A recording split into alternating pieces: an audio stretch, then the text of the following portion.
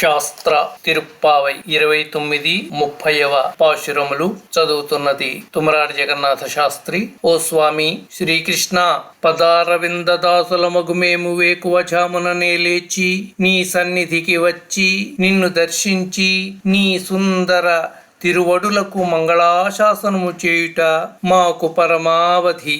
ఎందుకనగా పశువులను మేపి మా జీవిక నడుపుకొను అజ్ఞానులమైన మేము చేసే అంతరంగ సేవలను నీవు స్వీకరించకుండా ఉండరాదు. ఏలనన నీవు మా గొల్ల కులములో జన్మించి మా కులమును మమ్ములను ధన్యులను చేసిన వాడవు. ఓ గోవింద పుండరీకాక్ష, మేము నీ వద్దకు పరా అనువాద్యమును పొందుటకు రాలేదు.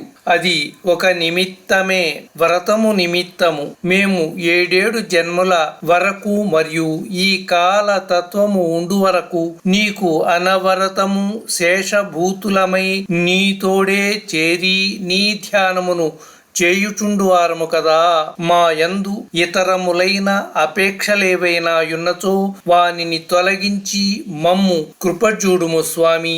సదా నీ సేవలను మా కొసంగుముయను వ్రత ఫలమును ఆండాళ్ తల్లి వివరించుచున్నది. 29వ పాశురం సమాప్తం. తిరుప్పావై 30వ పాశురం. ఓడలు కల పాల సముద్రమును దేవతల కోసం మథించి వారికి అమృతాన్ని ప్రసాదించువాడును బ్రహ్మరుద్రాదులకు ప్రభువైనట్టి నారాయణుని చంద్రముఖులైన గోపికలు అలంకృతలై చేరి మంగళాశాసనము చేసి గోకులమునందు పఝై అను వంకతో స్వామి మీరు పొందుతారు. ఈ కైంకర్య విధానమంతయు అలంకారమైన శ్రీవల్లిపుత్తూరులో అవతరించినట్టియు తామర పువ్వుల మాలను ధరించిన పెరుయాళ్వార్ అనగా విష్ణుచిత్తుల పుత్రికయైన గోదాదేవి అనగా ఆండాళ్ తల్లి సాధించింది.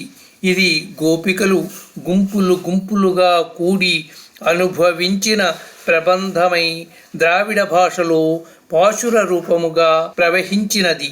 ఈ 30 పాశురాలను ఒక్కటి కూడా విడవకుండా ఈ సంసారమున అనుసంధానించువారు గొప్ప పర్వతము వలెనున్న 4 భుజములను ఆశ్రిత వత్సలముచే ఎర్రబారిన కొనుదోయిగల శ్రీముఖమును ఉభయ విభూతి ఐశ్వర్యములందు కల శ్రేయపతి యొక్క సాటి లేని దివ్య కృపను పొంది బ్రహ్మానందముతో కూడిన వారయ్యుండగలరు. శ్రీ గోదారంగనాథుల అవ్యాజ కృపచే ఈ తిరుప్పావయ్యను ద్రవిడ దివ్య ప్రబంధమును తెలుగున శ్రీ సూక్తి మాలికగా ప్రవహింపచేసి పాడించుకున్న వారి దివ్య వాత్సల్యమునకు ఈ దాసుడు ఆజన్మ కృతజ్ఞతాంజలులు ఘటించుచున్నాడు. శ్రీ ఆండాళ్ తిరువడిగళే శరణం.